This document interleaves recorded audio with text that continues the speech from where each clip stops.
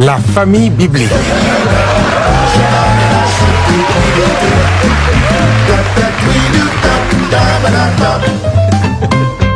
Je vais vous parler ici d'une famille que j'ai nommée la famille biblique.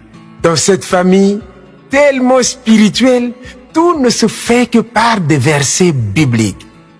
Les dialogues, les causeries, les commissions, tout se fait que par les versets bibliques.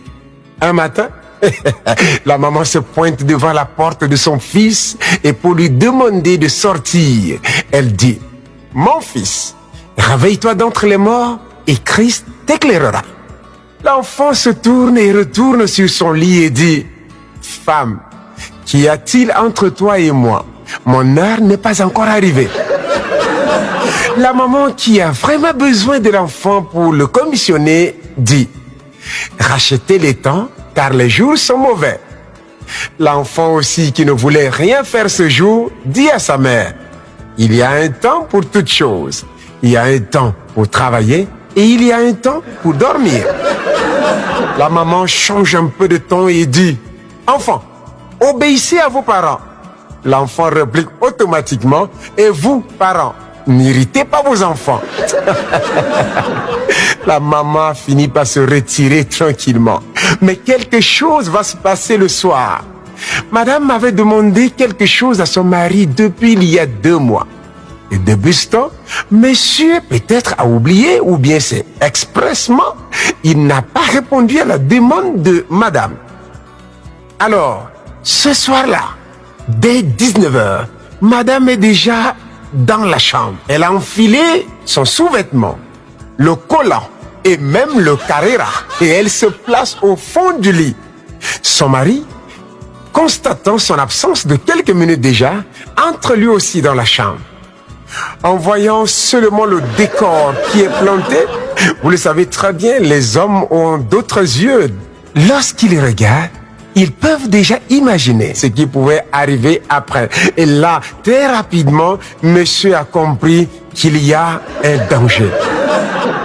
Alors, il commence à faire sa prière à haute voix en disant ceci.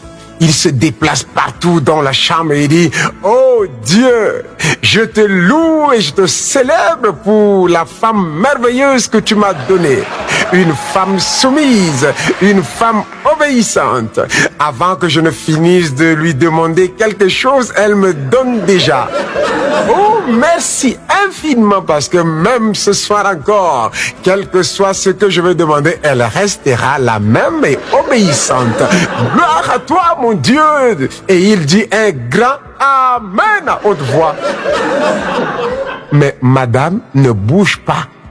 Alors, monsieur se rend compte que le match est serré. Qu'est-ce qu'il fait? Il vient prendre sa place au lit. Et dès qu'il s'assoit, avec un peu de force, il fait un peu de bruit, la femme tire la couverture sur elle et se serre encore davantage au mur. Monsieur s'étire un peu, s'allonge et commence à parler doucement.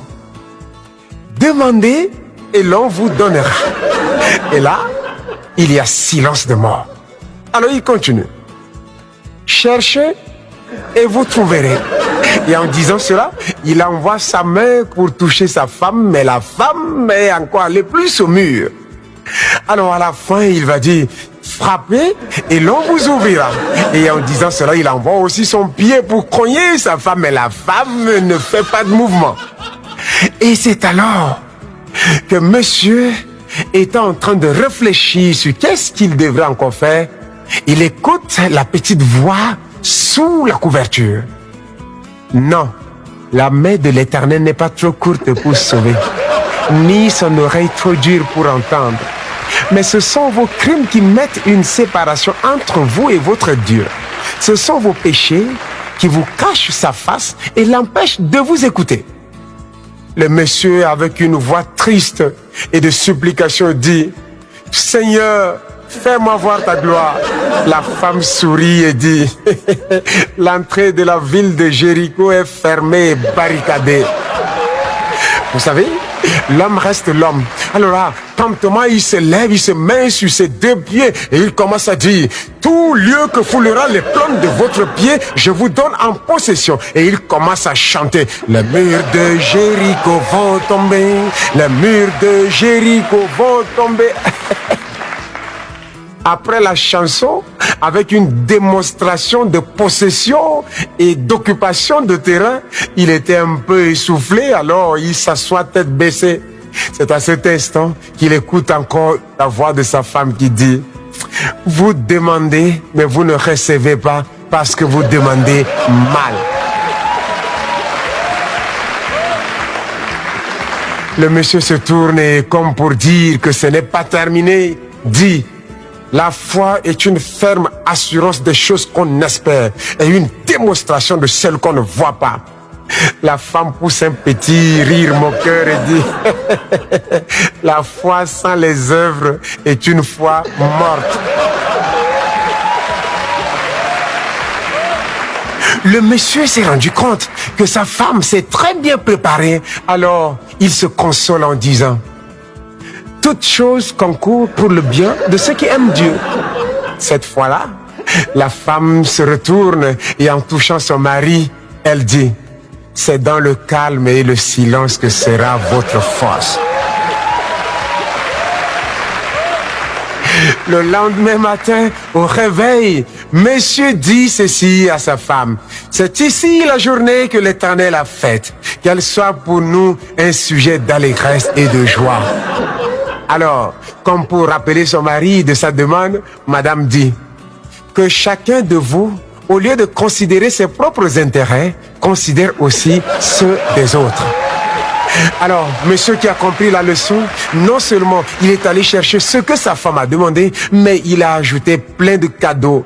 Pain, ceci, cela, des crèmes, des bijoux et des gâteaux, beaucoup de choses. Et il revient en souriant et devant sa porte, il se place, sonne et dit, voici, je me tiens à la porte et je frappe.